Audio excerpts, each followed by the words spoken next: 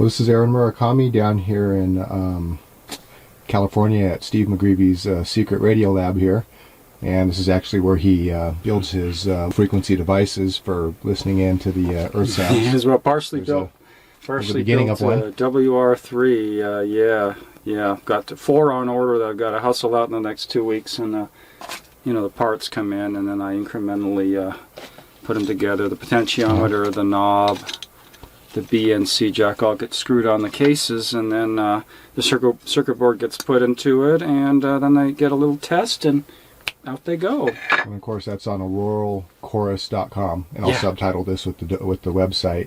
And so this has been kind of a surprise trip. We didn't really plan on coming here. We were I'm very happy. I haven't seen you since the conference in 2015. And no, wait a minute. It was December. Right, December of that year. We met for a couple of days. That's right, of course. Eric's secret lab.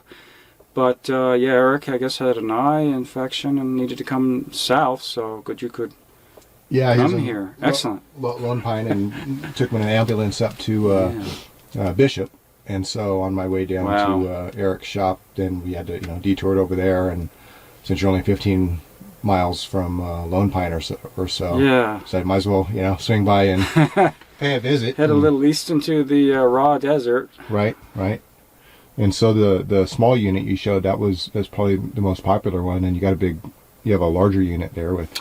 Yeah, this one was developed as a prototype for a company in Iceland, and you can see it here, ElfTech, and they're online, so I think it's elftech.is, and it's for an eventual proprietary still autumn 2017 project we're doing, actually a couple, but it's got a nice speaker on it, and you can hear just getting the power line hum. It's very loud and bassy, or you can high pass it, and it was just a proto development. But I love the metal box ones. 2 of them I made for Iceland so much, I just threw together one in a plastic case so I could have the same thing.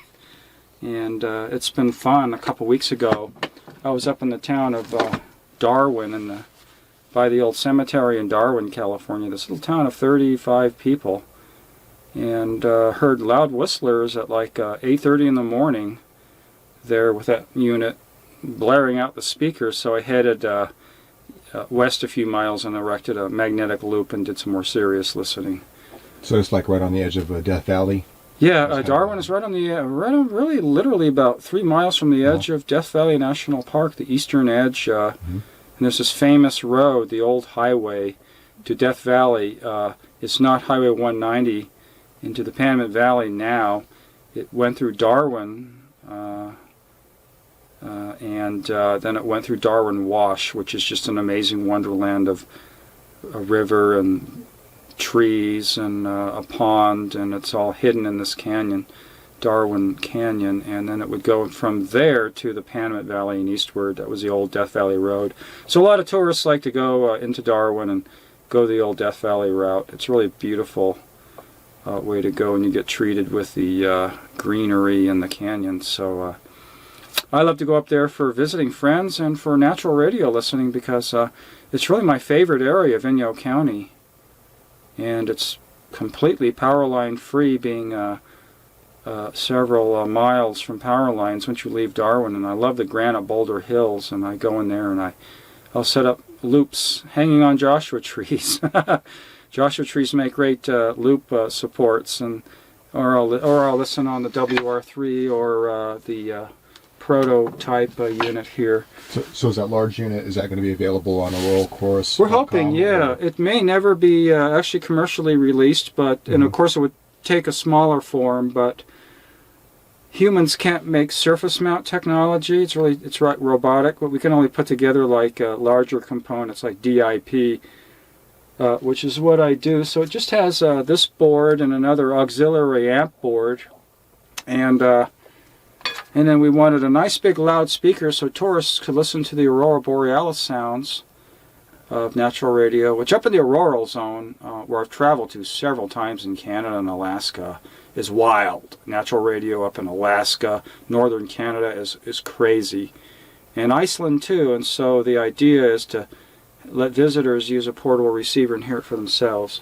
And I've maybe spoken too much on that subject, but it's, well, whatever, but we're going to hopefully that happens this fall or winter, if at all. And I probably will go back in the autumn to Reykjavik, and we'll go into the hinterlands and experiment with auroral zone reception of ELF.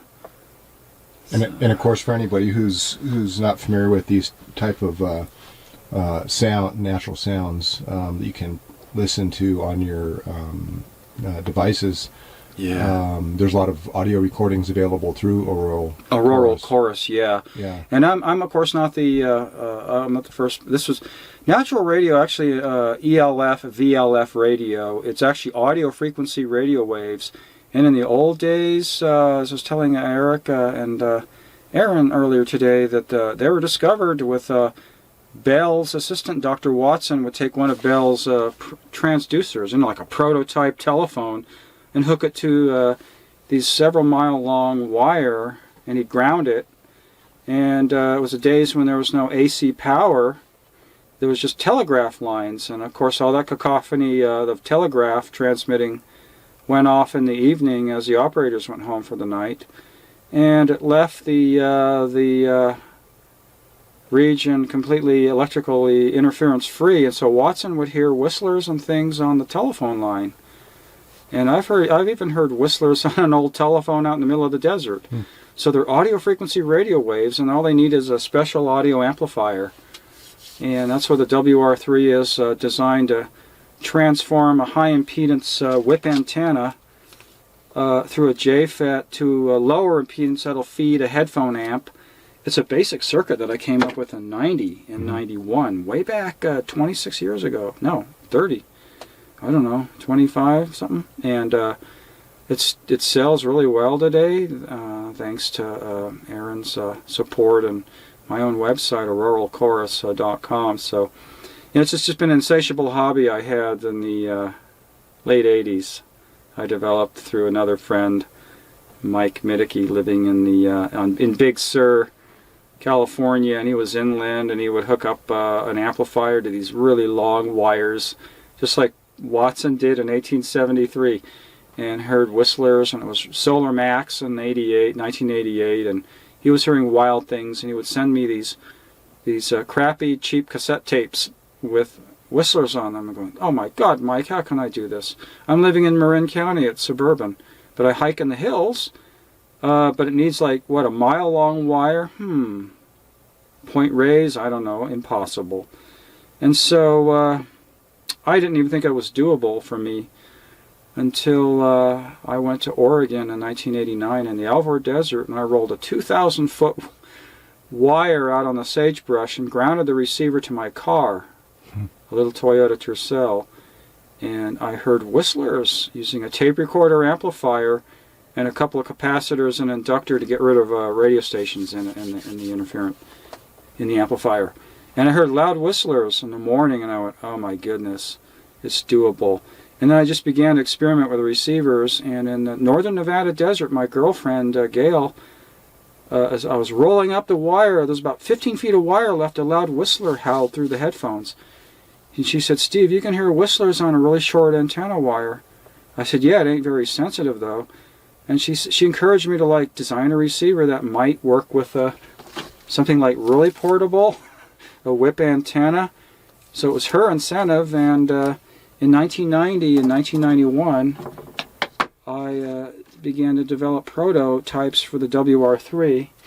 And then my friend Frank Cathell in San Diego, now living in Tucson, we collaborated, and he designed the circuit board, which I still use today, and it's made by the same guy in San Diego. And it's DIP, it's old resistor through the hole technology, but something that I can still create. And so I just pump out thousands of these over the last decade, and it's in the great cottage industry for me to hang out in my secret lab and be a hermit and do the WR3s. and that gets put into the case and the other stuff, and out they go. And it was a real breakthrough because there was, and then we sold it to Popcom, Popular Communications, in 1991 and 92, and it sold like hotcakes because there was nothing like it on the market. I had no competitors. It was the first natural radio receiver sold commercially and portable too, right in the pocket, and use headphones. And now I've got a lot of competitors today, but this is the original. And I've been fortunate to travel a lot and make recordings too of natural radio over the decades up to Alaska and Canada and all over the western U.S. and going into boonies, boondocks, remote areas to get away from the power grid, as I like to do for camping and hiking. And so this sort of coalesced a fascination of audio recording, amplifier work, nature, which I love. I'm definitely a greenie. And radio, electromagnetism, which fascinates me to no end. That's been my prime study since childhood, is electromagnetism. I am just obsessed by it. And I began DXing the AM broadcast band in the early 70s as like a 9 or 10-year-old. And I craved, like we have smartphones today, I ran around with transistor radios constantly. I always had one in my hand. So don't make fun of people who carry around smartphones everywhere. I was a kid that had radios always in my hand, never went anywhere without one. And then I began to carry tape recorders too. So here's Steve McGreevy with his radio and tape recorder going everywhere. And so, it sort of garnered a love of recording all this stuff, documenting it with audio, beginning with reel-to-reel and tape cassette to digital today. I mean, magnificent. And now we can put it all online for the world to hear and enjoy. In the old days, it was like mail the tapes around. So now we can just like instantly tell the world, hey, the planet Earth and Jupiter and Saturn and a few others really sing a beautiful magnetosphere song generated up in the magnetosphere. And if you like studying lightning storms, the ELF band is exceptionally good for lightning study. If I was to take this outside anywhere away from the hum zone here, you can hear snap, crackle, pop. Well, that's lightning static. And to some it's annoying as heck, and others love it. It's a great way to research lightning. And I love it in the fall here when the monsoon hits and the thunderstorms happen in Inyo County, and I'll go out at night and watch the lightning while I listen to the static in the receiver. So who else but people like me like to listen to static, It's annoying on the ham radio set, but we love it at ELF because it really takes on a pretty sound at night, kind of a ringing, pinging sound. And a lot of people like those tweaky noises that lightning makes. So, you can study the natural radio signals of the planet. You can study lightning storms, magnetosphere signals, and telluric signals from earthquake. The ULF has harmonics, and Eric Dollard is studying the telluric earthquake signal potentiality of that you can actually listen to were there to be a seismic event with one of these E-field receivers or magnetic loops. And Eric, of course, is doing his long lines system, which is orders of magnitude more sensitive than whatever I can do. And his dynamic range is like 110 dB, completely linear, purely. He's developing like complicated tube amps. And so there's amazing things being done in 2017 by people I know now and am friends with globally. And so I'm flying to Reykjavik, Iceland to consult there and seeing what Eric's doing in the Nevada desert and Cal desert. And it's really an amazing thing to witness today. I really do have to say, despite our really weird political negative times, maybe, you got to look at all the cool things going on too besides. Long answer there. Dissertation. So recently there's been a couple film crews coming out to document your work. Are these going to be documentaries available on, Discovery Channel or something, or who's producing these? Well, let me go back to 2010. I had a visitor, MFA student, Kevin Gordon from Stanford U. He came with a digital recordist, Sarah, and they sat here for a couple of days in this very room with a 16mm wind-up black and white film camera. So that eventually became Tuned In, the name of the 5-minute documentary, black and white. And I went to the Mill Valley Film Festival, and they screened it, and I did a whole talk about it 2 times in October 2010. And then that's actually on my Facebook page, Stephen McGreevy Facebook page. Has that video. So they uploaded it to YouTube. I uploaded it. Yeah, I had it digitized. I digitized a copy of it and off a DVD and uploaded it. I didn't do it for many years because it was in many film festivals, including the big one in France. They have the big one.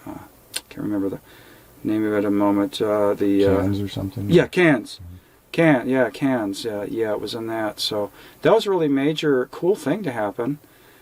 Aaron, you've interviewed me in Tonopah in 2015, and then I got an email from a guy in Vancouver, Canada, from the National Film Board, a really well-known documentary film entity in Canada, based in Montreal, but they have a branch in Vancouver.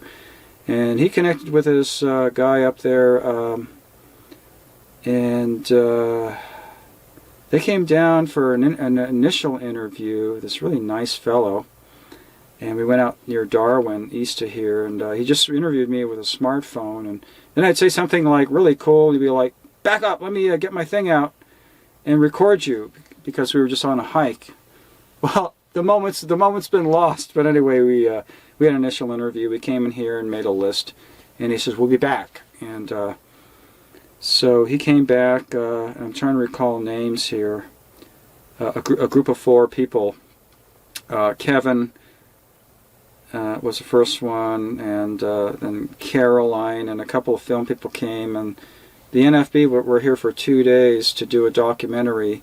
I was going to be part of 5 people doing something unusual uses of electricity, and unusual, including listening to it.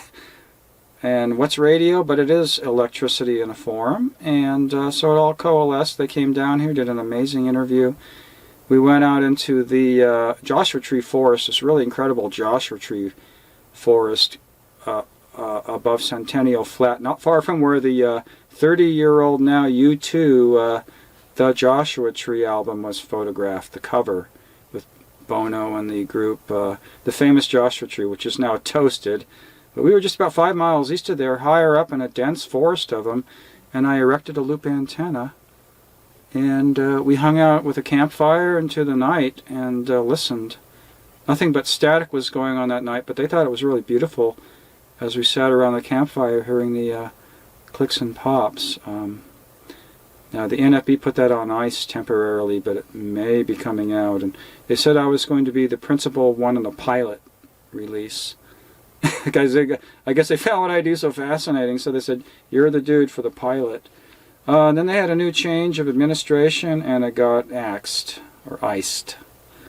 So, unfortunately, I'm going, oh, shucks. So each of the 5 people, you being one of them, one whole episode would be dedicated to your work. And yeah, I guess they were going to have a good, significant segment of the whole doc done. It was going to be an interactive documentary where you can click on things, and there's little videos that come up, and it was going to be that way with graphics.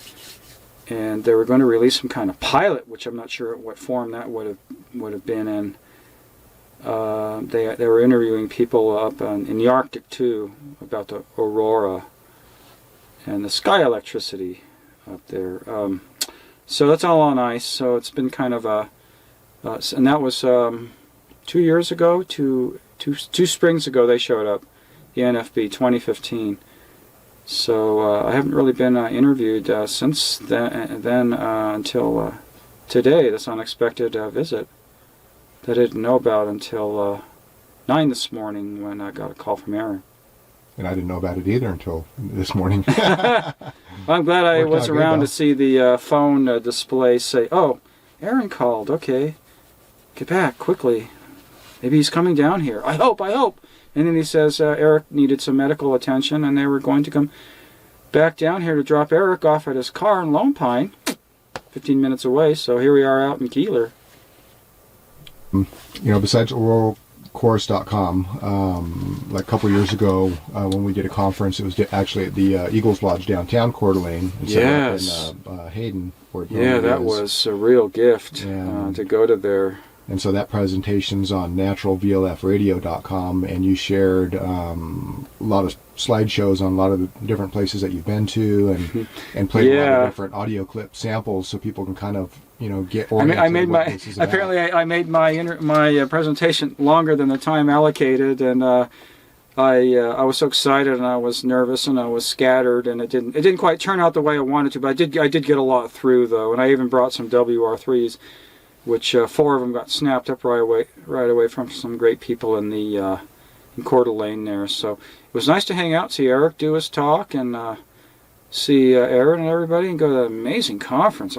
I was so stoked when you invited me that spring, and so then I just went in full gear mode to try to, and I began to actually draw 3 pages of notes on how I was going to do the presentation.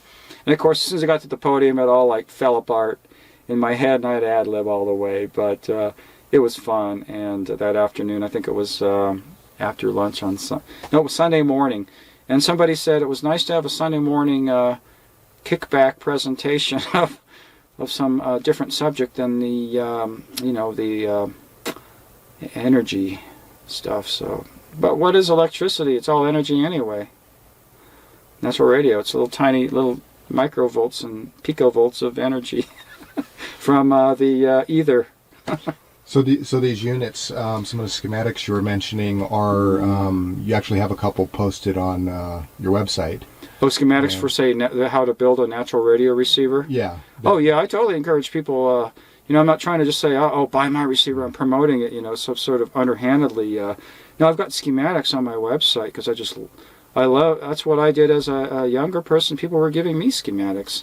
That's what got me to know how to make these things, and I must return that gift by having schematics on my website on how to do it all yourself. And there's something called the BBB4, which is linked on my site. I started uploading that on the primitive internet in 1993, text only. That's why there's a text schematic, because it was all ASCII text. And I was dumping it on a 1200 baud connection through a phone line into the old Usenet groups. There's no World Wide Web. It was just barely beginning in '93. The website didn't start till '95. My Auroral Chorus began in '96 or so. So I began hacking out the HTML on a text editor. But lots of schematics on the site. And I wish there were more, but they're all over online too. There's a ton of other sites, people doing this now. I think it was because of my Frank and myself and my mentor Mike Middeke. We were the ones that reintroduced natural radio to the world in the early to mid 90s. We started a whole re-movement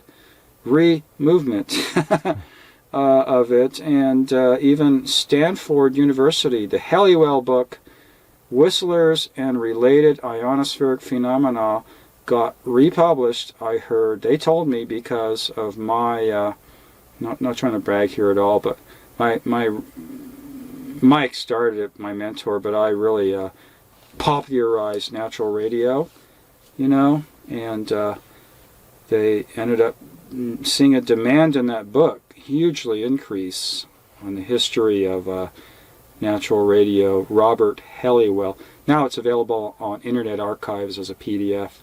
And how's the last name spelled? Heliwell.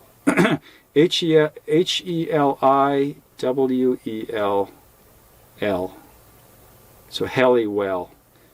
Robert. Yeah, just Google that or search it or Bing or whatever, and it'll pop up on Internet Archives too. Just key in Robert Halliwell, and it'll pop right up. Yeah, it's a free download now. Okay. But if you want the hard copy, I guess you can get it somewhere. Or Amazon or something. Yeah. So the besides your website, the presentation, maybe that book, are there other books or videos you recommend people read or watch to, if they want to get more into this and learn more about it? Yeah, well, there's a really a lot of stuff online. But Aaron, if you could grab me that book in the back there, somebody turned me on to this just last year. They said, you're in this. And it was a book by a guy, Douglas Kahn, at the University of Sydney in New South Wales, Australia, and he's an academic there involved in arts and whatnot. And he interviewed a lot of people about natural radio, different perspectives of it. It's Douglas Kahn, K-A-H-N. K-A-H-N, and he mentions me too briefly in this. Unfortunately, I think I had an opportunity to interview him or be interviewed by him, but I think I was elsewhere, or maybe in a disinterested mode, or for some weird reason we never connected. But it does mention my recordings of some of the most astounding ever, because there's been people before me doing this since the 50s, Morgan and Forgey, F-O-R-G-E-Y, William Forgey, who put a Dawn Chorus track on a Pink Floyd album that was released in 1996, and I was jealous. I said, how can I get my signal sounds on a Pink Floyd album? Well, it's gone far beyond that today, because I'm now known as the principal recordist of this stuff. But what I love about Earth Sound, Earth Signal book that Douglas Kahn has written here, interesting prose, is that he gets into the history of natural radio listening, beginning with Dr. Watson in 1873. And that fascinated me. I had never read an account of that before. With the telegraph lines. The telegraph line listening and the no amplifier, just a transducer. It evidently was high impedance enough that it would just, and the wire was long enough, it just worked. Yeah. Any announcements or any final words you want to share with anybody? Or? Well, I'm consulting in Iceland and hoping to go back in September if the funding is there. It's a startup company, and we're going to be doing some cool things. And of course, as a hobbyist, too, out of the business, I'll just play tourist. And we'll go, my collaborator there, we go outside of Reykjavik and make some cool recordings of the natural radio at high latitudes in the auroral zone. That's coming up. I'm just sort of in hunker down from the heat mode this summer. I go out a few times here and there and record whistlers and static and stuff.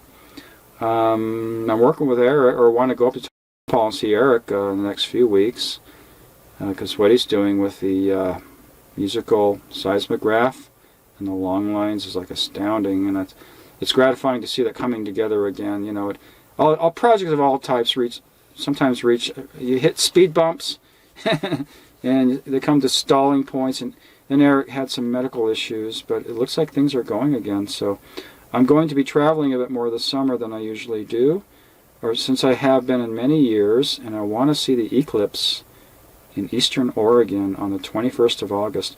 And I'm going to be bringing natural radio receivers and tuning in the medium wave broadcast band, hopefully when the sun, at the center line when the sun covers the moon covers the sun, during this total eclipse. That has amazing effects from ELF into the shortwave or HF frequencies. The ionosphere changes into a nighttime mode just briefly. The D layer disappears and the ionosphere shifts into night mode for like 10 minutes. And it's an amazing thing, and I want to see what natural radio does, hoping it comes together for the Oregon trip in August. And then we'll see what goes from there. So the antenna lines out near Eric's shop, yeah. Can you plug those directly into one of these receivers as the antenna? Or? Actually, I made Eric a prototype which is in the house. It was a dual mode E-field that takes one of these, and no, you can't do it with the whip version because it'll just completely overload it. It's high impedance and it just needs a short antenna for relatively high sensitivity. But I did make him a loop B-field or H-field design. It's 3 ohm input. Use a transformer, and Eric was able to successfully connect that to his long lines and hear stuff, but it sounded to me like it was overloading too. So some kind of attenuation pad is needed.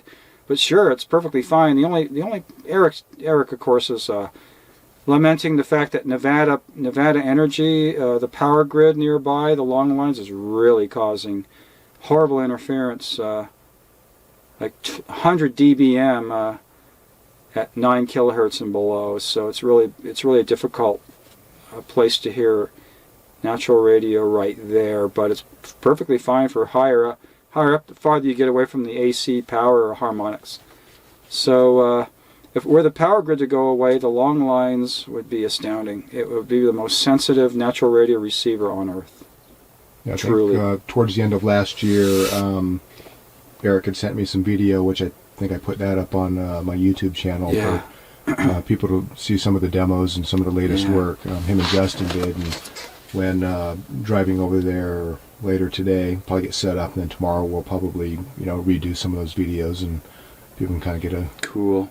Yeah. a little better quality and picture, sound and picture. Oh yeah, I'm going, oh bum, too bad there wasn't one of those sheepwool things over the phone, because you made some great interviews out in the field with Eric, but the wind noise was getting in the microphone. Well, I have a new microphone Got the- here, and then I got something called a dead cat. Yeah, oh, Which okay. looks like a dead cat, literally, that slips over. So hopefully that'll Yeah, that's exactly, that's a and that good just gets wind rid. block. Yeah. You could be in a gale force wind and not even hear it.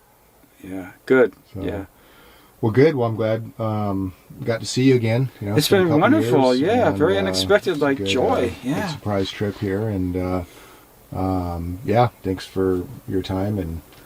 Aaron, thank you. Thanks a to Tom long for your time. support and the website and all that too, and the trip to Idaho in July 2015. Awesome. Yeah. And I'll see him up there, so I'll see you up there sometime too. Yeah, looking forward to it. You know. Right. Well, thanks a lot, Stephen. Well, thank you, Aaron. Okay.